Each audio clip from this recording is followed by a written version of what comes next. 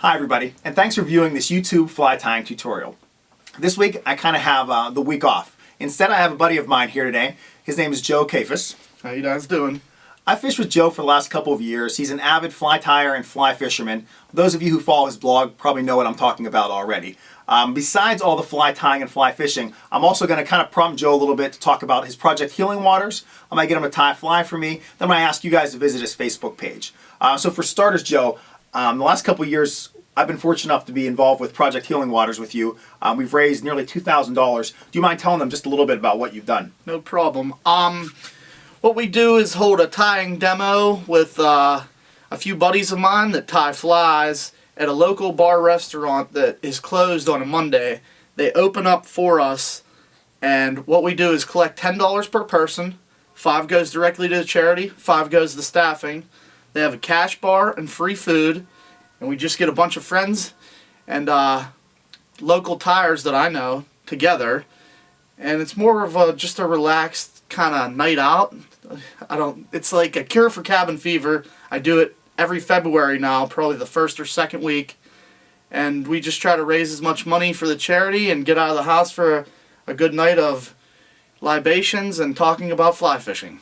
And is it true this year there were like 20 less guys, yet we made more money? Yes, sir, there was. Last year we had upwards of 85 people, and we made $800 exactly, and this year we made $975, and we had about 60 guys. That's crazy. That's crazy. Well, let's move into this fly that you're going to be tying for us today. Probably like a lot of you out there, Joe has caught the steelhead salmon craze, the switch spay rod craze. You just go there. People are going crazy with this right now. And Joe's going to be sharing his version of the Intruder with us. Could you tell us just a little bit about this pattern? Yeah, a lot of people have a lot of different takes on the Intruder. I just kind of wing it, and just about every one of mine turns out a little bit different, which I don't mind. Like I said, everybody has their own take on it, and I don't think any specific way you tie it matters. As long as it pushes water, that's my goal in the long run. Mine are pretty big because I enjoy catching them on as big of a pattern as I can. Yeah. I'm going to do a blue and black one today. There's so many different color combinations and styles, and you can add as much or as little material as you want. The way I usually test them is put them in the bathtub. If you have a swim tank or something, that's even better. But like I said, you pretty much can't go wrong. All right, you heard it from Joe first. Joe, I get a lot of questions on YouTube from guys that they love seeing how the flies are tied, but they really care about how to fish them as well. Is there a way that you would recommend guys looking up to fish this Intruder? First of all, with the size that I'm going to tie today, I typically wouldn't fish this in any lower clear conditions. I like the water to be up because it's such a big pattern, and it really doesn't matter if the water's muddy because it is such a big, bright pattern that pushes so much water that the fish will be able to see this thing a mile away. Basically, you can swing this any way you would typically spay fish or swing or run, the normal down and across, but you can start at every different angle is what I'm saying. I'm just getting into the spay fishing, so it's a learning curve for me as well, but I don't think there's a real wrong way to do this. As long as it's moving the whole time and swinging through the water column, you'll be fine. All right, very cool. Well, for all of you Facebook users out there, be sure to check out Joe's Facebook. You can follow him there. I'll put a little write-up in the description.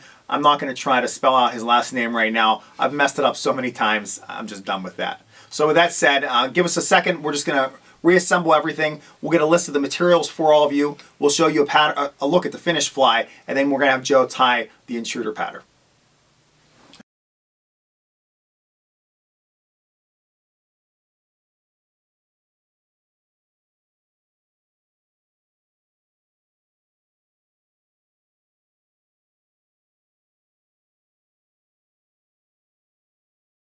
Yeah. All right, everybody, we got our workstation cleared off for you. We have not a hook in the vise. Joe will tell you a little bit more about that. So without any further ado, Joe's going to take over with the Intruder. Okay, we're going to start off with a 55mm articulated shank from Flyman Fish Company. They also call themselves Fish Skull and do the nymph head products. I like these because you don't have to waste a hook and cut the bend off like other people would do. Sometimes it just feels like the wrong thing. Yeah. It just doesn't feel right. I'm going to use some 6/0 Danville thread on this. You can use whatever thread you want because it isn't going to matter. You're not going to really notice any little screw-ups or stuff since it's such a large fly. Okay. I'll start out by tying my trailer wire in. How I do this is how you tie any trailer hook in, but I kind of wrap around the hook so it's interchangeable and you can change sizes, styles, and if your hook gets ruined, also you can swap it out for a brand new one. Okay. And what kind of wire are you using to attach that hook? This stuff is craft wire.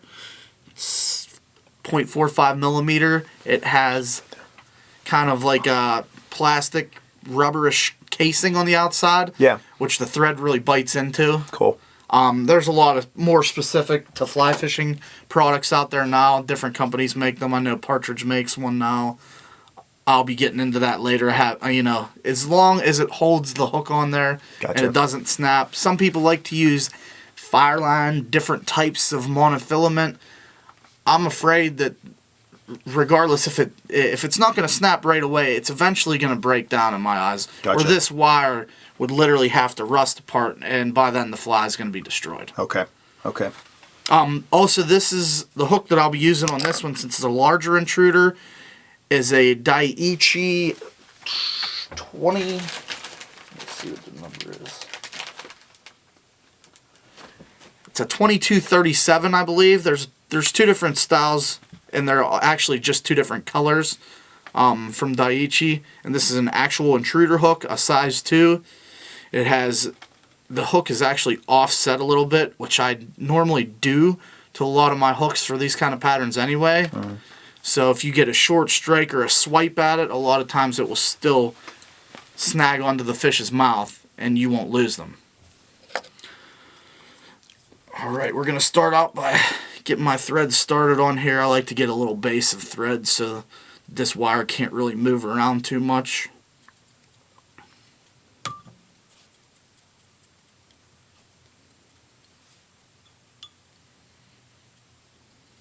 Close this little gap here. Is that a magnet built into your Regal? Yes, it is, which is actually really awesome for showcasing nice. Flies. Yeah, very fancy. When you're done, you can, set it up on there and take a picture, and you got the Regal logo in the background. Yeah, looking good here. Alright, I'm going to wrap to the back here. Like I said, don't worry about how even your thread wraps are and stuff like that on such a big fly. Okay. There's lots of room to cover all that stuff up. Typically, I'm going to want at least 2 inches. This one's probably going to be closer to 3 as far as length back. I'll try not to have too many materials overextend the length of this trailer hook, because the whole idea in my eyes behind the trailer hook is 4 short strikes. So if you have fibers that are longer than the hook, it's kind of pointless.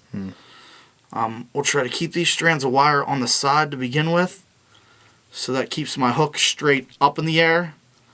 People have different takes on that. I like mine to stay off the bottom. The hooks aren't cheap, as most people know. Did you have your wire cut so it ends right behind that eye? Is that what you... Yeah, typically, now that I have done enough of these, I know how long I want it. Okay. But yeah, once you get a few down pat, you'll know where you want your wire. You can put glue on this wire right now if you want. I don't really have to worry about that. With how long this shank is, first of all, and how many thread wraps are going to be over it, I've never had one come apart. If it comes apart, then chances are you were going to lose the fish anyway because your tippet would have broken. Alright, next step, we're going to tie in the eyes. You can flip your vise over if you want to do it this way. I'm going to straighten my vise out a little bit. Hopefully that's still in the view. We'll get it in the view. Okay. I'll flip my vise over for this one just so I can get the eyes on the bottom. Like I said, I want the hook point to ride up.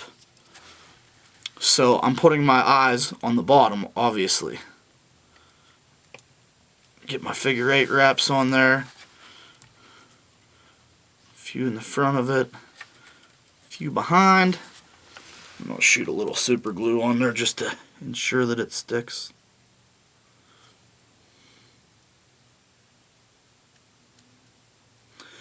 There's all different types of eyes, colors, styles, whatnot. I like these plain ones, especially because this fly is going to be black and blue. I think the black just keeps it kind of drab and not too flashy. This pattern, like I said at the beginning, is going to be big enough and push enough water that you don't have to make it stand out too much. The fish are going to see it. Lock a little more of that wire down.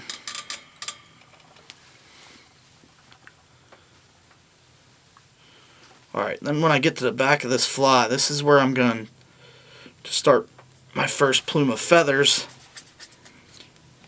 In order to keep these feathers, I want them splayed out, and I don't want them to be too much of a teardrop. I want them to pulsate and stay larger profile.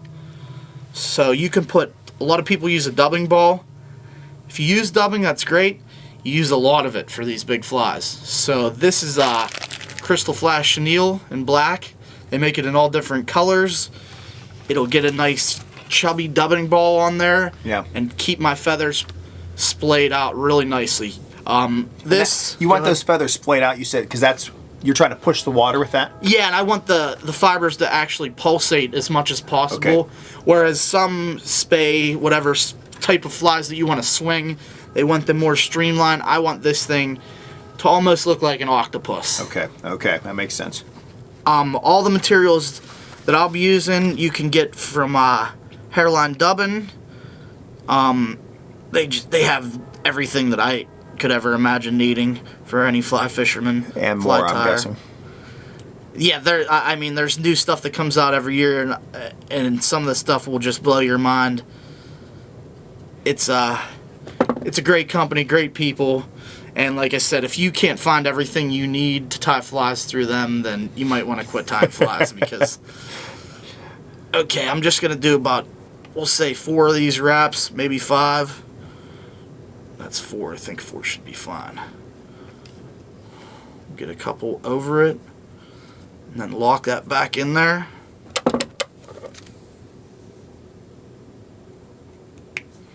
Trim that off. What I'm going to do is back my thread towards this a little bit more. Like I said, I want this to push my fibers and feathers outward. So what I'm going to start with on this one will be some rhea feather. People call this intruder feather a lot of times.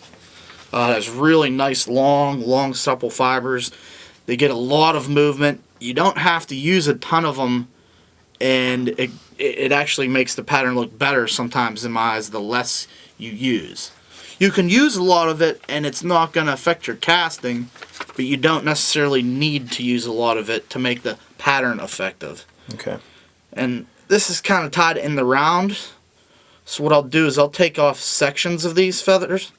We'll say fibers of the feather. And I'll find the length that I want them. A little bit shorter. Get them cut. Because I don't want to make too much of a bulk on my body. That's one thing about my intruders. I like to have the body pretty thin. Give them a couple wraps. Use your thumb. Just kind of splay those out so they're not in a big clump. And then I'm just going to repeat this process a few times.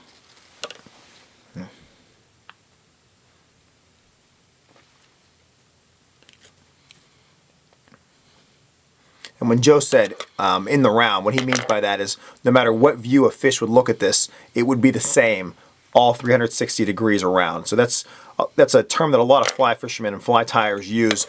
A lot of guys who are fishing jig nymphs right now, they really are looking for those nymphs, those check nymphs, those Euro nymphs that are tied in the round, so you don't have to worry about wing cases and other such characteristics. And you can see these feathers are really just splaying out. They look real pretty, Joe.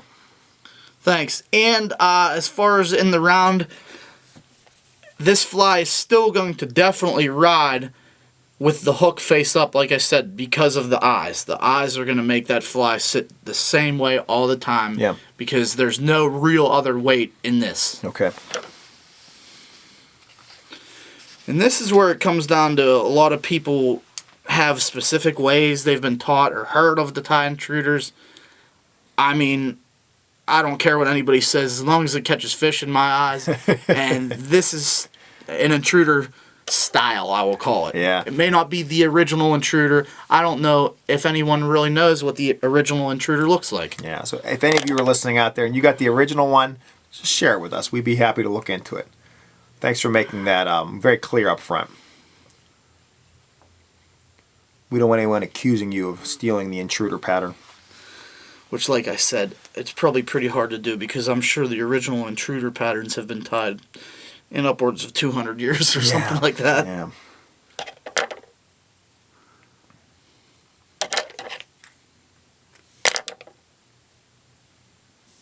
Okay, this will be my last bunch of rhea for this.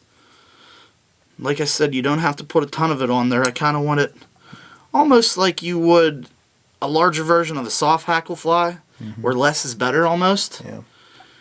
And these little things, it's just incredible the movement that you'll have in that, and that's why you don't need to use too much. Alright, what I'm going to add next is some Lady Amherst feathers. Actually, fibers. This is one feather. This is only a piece of a whole feather. Usually they're about 2 to 3 feet long. Really nice stuff. Got awesome colors and modeling on them. Not the cheapest, but neither is rhea feathers. Anything that you want usually that's this good is never going to be cheap. It's got very long, supple fibers. Has a lot of applications. You could actually make larger pheasant tail variations out of this stuff. It seems like it comes in more colors every year. I like to use this on just about all my intruder patterns. What I'll do is I'll just take teeny little clumps and pop them in here and there. Don't want to overkill it, especially like I said, they're not the cheapest. Just to get a little color in here.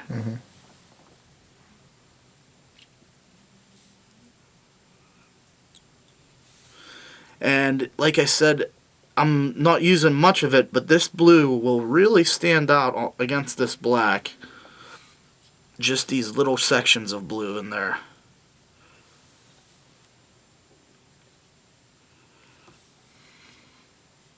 Are you going for any specific length? I like to keep them a little shorter than my rhea. Like, I'm going to progressively go a little bit shorter with my materials. It's personal preference. Gotcha. This is just what I like the look of this, the way I tie it. That's a sharp color combination for sure.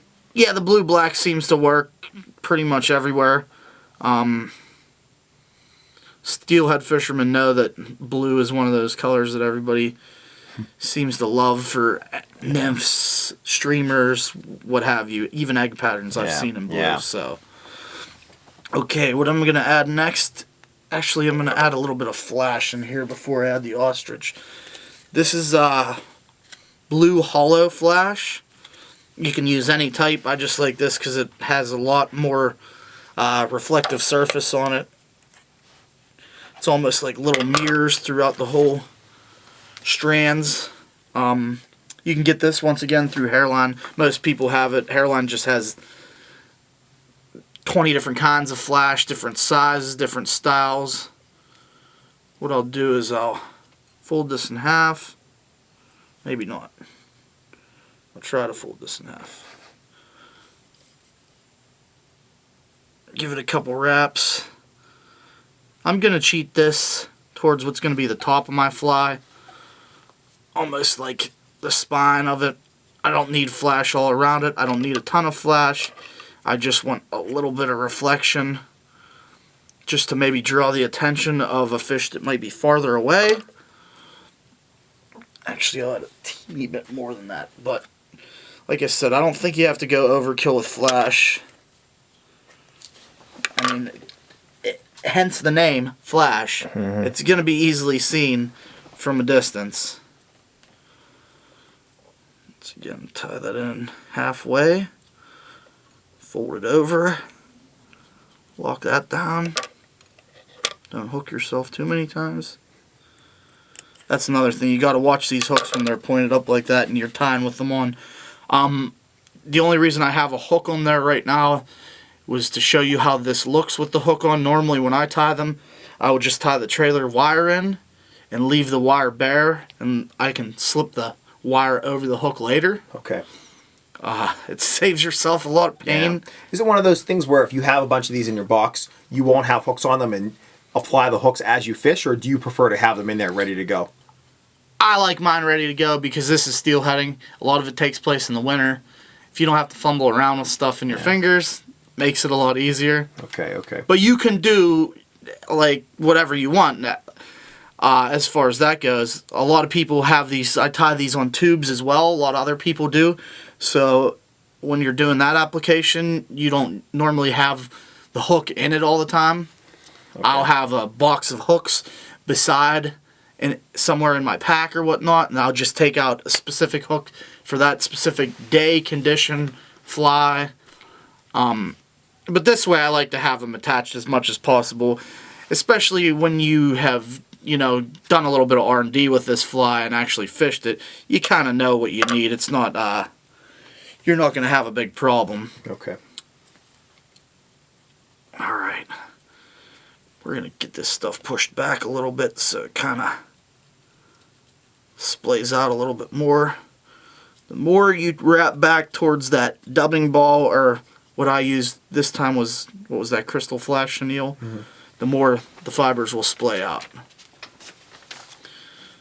Okay, next I'm going to add some ostrich. You can get ostrich in full feathers like this. You can get them in small spay plumes, which are actually able to be wrapped around a hook. I like the longer fibers, and I can control how many of each. If you use the spay plumes, they tend to be thicker and more of them, and like I said, I wanted this fly to be a little bit more sparse. So what I'm going to do is pretty much like what I did with the Rhea and the Lady Amherst, is get a length of this, kind of loose wrap it in there twice, maybe 3 times. And I'm only going to tie this in the top as well. You can tie it in all around, but mind you, the more materials, actual amounts and lengths in a fly that's going to be this large already is going to affect your casting. So it's not going to get any easier. The more you add to it, the harder it is to cast. Alright, now I'm going to build up my body section here. What I'm going to use for that is dyed pearl diamond braid. A lot of people like to use the flat braid. I'm not against that at all. But one thing I will tell you about the flat braid is that it will show any of your mistakes or humps or anything like that way more than this round stuff. And this round diamond braid will still make a very slender, nice body as well. And to aid in that, I'll tie it in starting in the front, so I can kind of compensate for this little bump of feathers I have in the back, and they're not noticed as much. You'll see a slight taper possibly, but I don't really think the fish are ever going to see that or care. So we'll get that towards the front of the fly. We want it almost to the eyes, where I'm going to make my next dubbing ball. Wrap this up nice and even.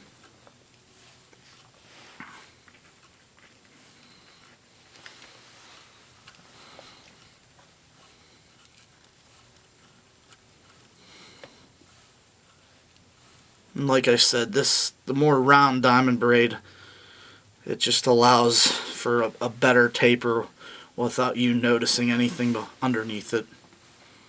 It's all personal preference. As long as the body's fairly thin, I think you're on the right track. That gives off a lot of nice light, and I noticed the color that's black. It almost has a peacock color to it. It just really seems to be just shining all over the place. Yeah, it almost reminds me of a UV black, where it can have like purple and different glints to it.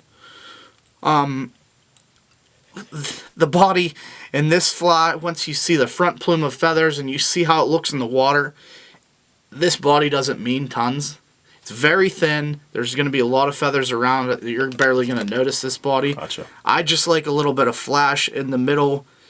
Is almost like a bait fish emulation. Almost like you get that lateral line Lateral look. line moving. Yeah, I was thinking exactly that. That's why on different ones, like, not necessarily an intruder pattern, but some of my bigger streamers, people, they'll tie emerald shiner patterns, and then you want that as the actual lateral line of the fly. This one, it doesn't mean as much, but it's still, I like to make it look as nice as I can, and that's more for the fishermen. Gotcha. My good buddy Matt always asks me if pretty flies catch pretty fish. He said, because I know they catch fishermen, which is definitely true. I mean, everybody likes a nice looking fly, but does it matter? That's the main question. As long as you get the fish to take, in my eyes, it really doesn't. Mm-hmm. But it's still one of those things that I do for all of my flies, is try to make them look as nice as I can. Now for this front section of the fly, we're pretty much doing a repeat of the back section, making another dubbing ball. I'm actually going to use a little bit longer fibers for the front, so they kind of overlap the back plume of feathers. You can kind of adjust that back if you need to. You don't need much space for these feathers because you're not tying in a ton of bulk. And I like to keep my next plume of feathers fairly close to the back of the eye of the fly, the eyes of the fly. We'll start out again with the rhea. Is there a name for these clumps that we're creating here? Because it seems like there's this clump in the back by the dubbing ball, a clump in the front. Is there a specific name for that, or is it just what it is? Just the wings, I guess? I mean, I just call it a plume of feathers, and that's what I think of it as. It's just a round plume. Okay. There might be a name, but Joe does not know it.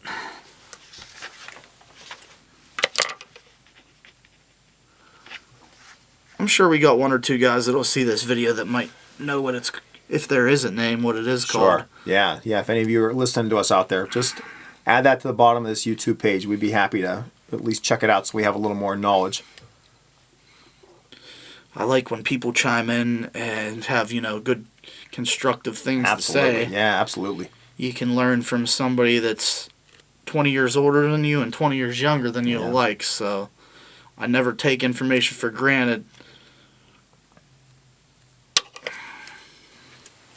Alright, I'm going to just keep tying in my rhea here for the front plume. Get some of these longer fibers off the other side. Like I said, that's another reason why I try to use as little as possible and still have the same effect, because it's not a cheap material and you don't get a ton of flies out of every feather. I mean, I may get 3 to 4 good flies out of this one feather. Mm-hmm. So when this rhea from the front is laying flat, they're not going to stretch to that back hook at all? They're going to be close, but not quite there? I mean, if you want to test that, you can just kind of pull them together. That's how I would do mine at first. As long as they're not overlapping the hook, like I said. That's the whole idea in my eyes behind a trailer hook. So if you get short struck, Gotcha. It's still going to connect with the fish. Okay. I want to give guys an idea of about the approximate length. We're not going to be measuring. Well, this fly, we'll probably say this is close to 4.5 inches total. Like I said, I usually like to have my hook about 3 inches off the back of this, so the whole fly is no more than 2 inches long for the actual body, but the whole thing is about 4.5 to 5 total. And this is a larger one. You can tie these smaller. They make different sizes and articulated shanks. Different companies make them. once again, it's all up to the fisherman, and you obviously want to take into account what water and the size of the watershed you're fishing. I'm curious. I know versus some of the trout patterns I tie, this is definitely taking a little bit longer in terms of the time. Are these flies you lose frequently, or are these flies that you're swinging them so they're not going to be dragging the bottom as much? I haven't lost one, and I've tied maybe 30 of these, fished at least 25 out of those 30, have never lost one yet. I do think, like I said, the putting the hook up definitely aids in keeping more of these flies than losing them. You can tie them however you like, but if a fly takes me in upwards of 20 minutes to 40 minutes to tie, I want it in my box as long as I can. Good. This one I'm actually going to add a little bit of black ostrich in the front, just for some extra movement. These are some really nice long pieces. I'll actually have to cut them down. You could tie, a 6-inch fly easy with these. Okay. I'm just going to do a lot, actually less of these than the rhea itself. These have even more movement. They pulsate like crazy. If they get stopped and started, which in my eyes would emulate it being in riffled water, they pulsate like you wouldn't believe. We'll just throw some of those on the top, kind of like we did the blue in the back. In my eyes, there's no wrong way to tie this fly, as long as you're getting the body across how you want. Grab the hook there. And it pulsates. Okay. We'll add a little bit more Lady Amherst up here.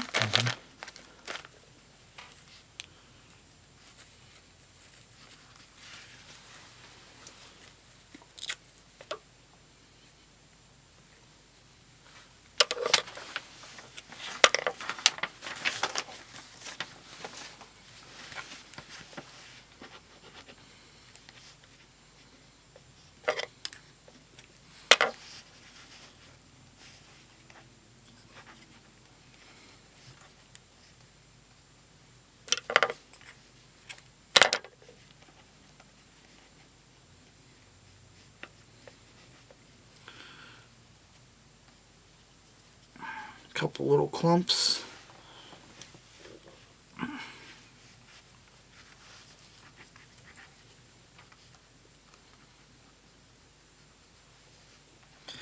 You might come up with faster ways or know of a faster way.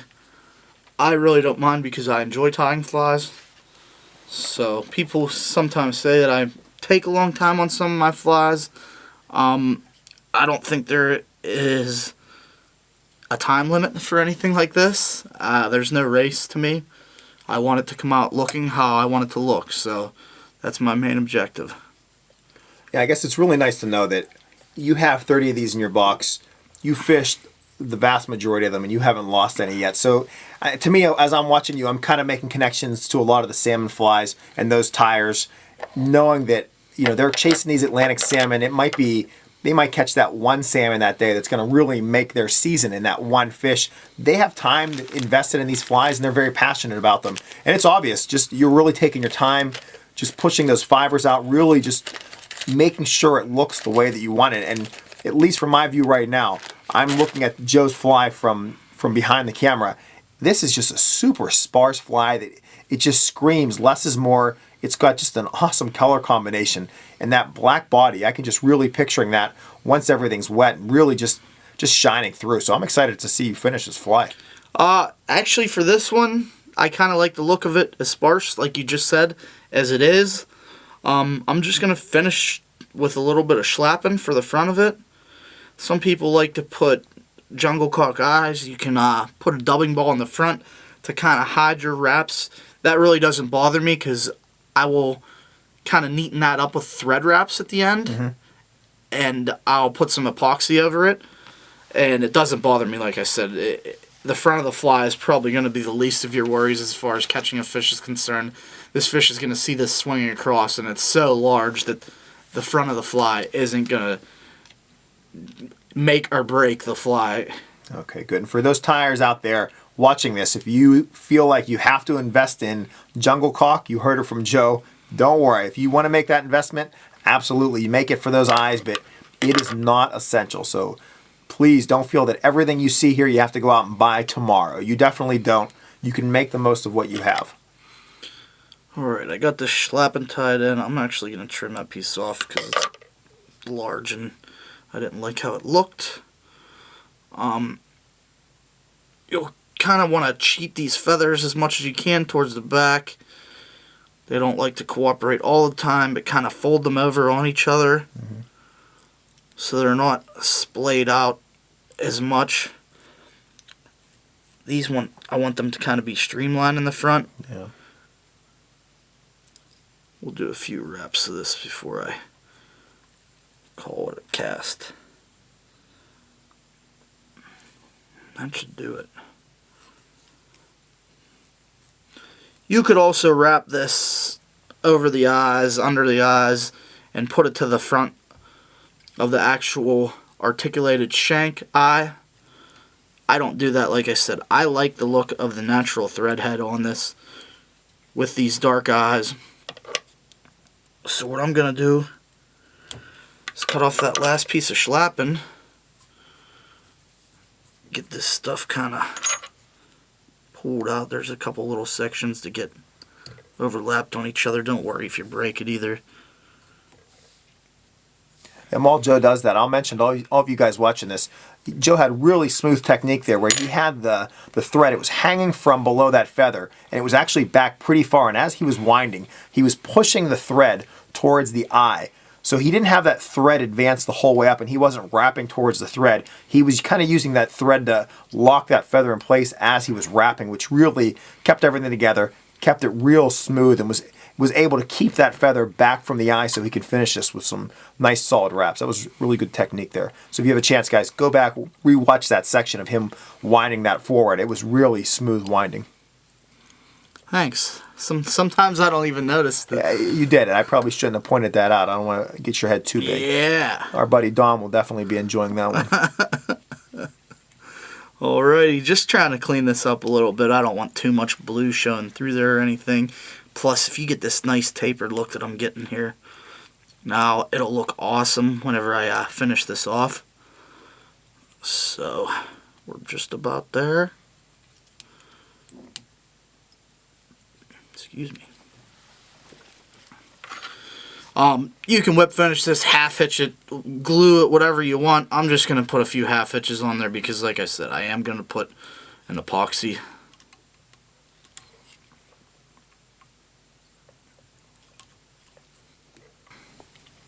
All right, so Joe just finished his half hitch, and are we going to put some type of epoxy you were saying over this? Yeah, I'm going to use the Clear Cure Goo Hydro. I really love this stuff. We'll kind of put it right by the fly so you can see it. Yeah. I got this UV curing light for it.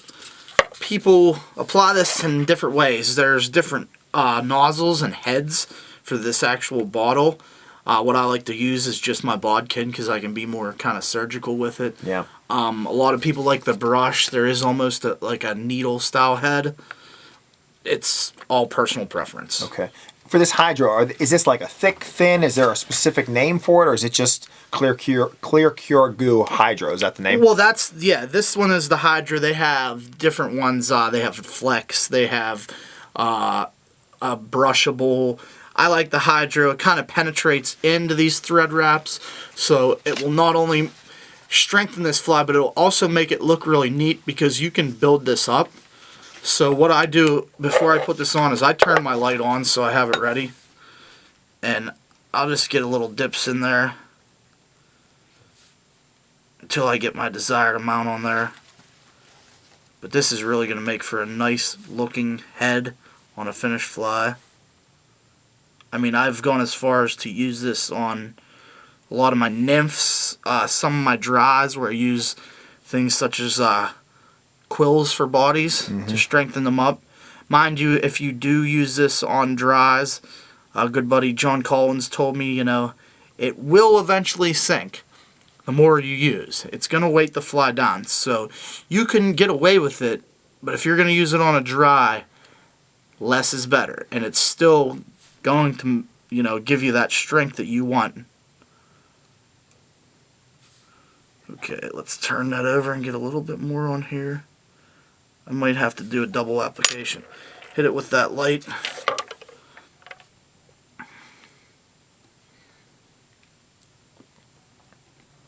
Give it a little spin here.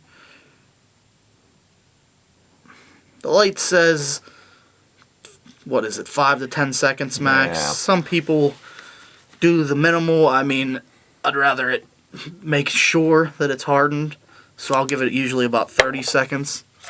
It's looking pretty nice. I'm going to be a little nitpicky and add a little teeny bit more just to neaten it up. And while you do that, do you mind sharing any other color combinations that you find effective for steelhead? This is one of those flies where I think it's more about the movement of the actual fly than necessarily the color combinations. There's so many different combinations. I like a lot of the black involved in whatever color other than that I use. Blacks and whites will be a good base color. But I do a lot of blue-black, a lot of black and purple. It's really up to the fisherman and the tyer. I kind of just like the looks of the black and blue and the black and purple a lot. But I don't think that the color is going to drastically affect the performance. It's more the movement in my eyes of this fly. All right, very cool. Well, before we wrap this up, why don't you give us a quick 360 of the fly one more time. Is there anything else you want to mention regarding this pattern? Like I said, there's no right or wrong way to do this. So just mess with it. Have fun with it. Do your version of it. There's no wrong way. Test them out. Like I test a lot of mine in the bathtub. If you can get a hold of a swim tank, I know people have those. They're very nice to test these out.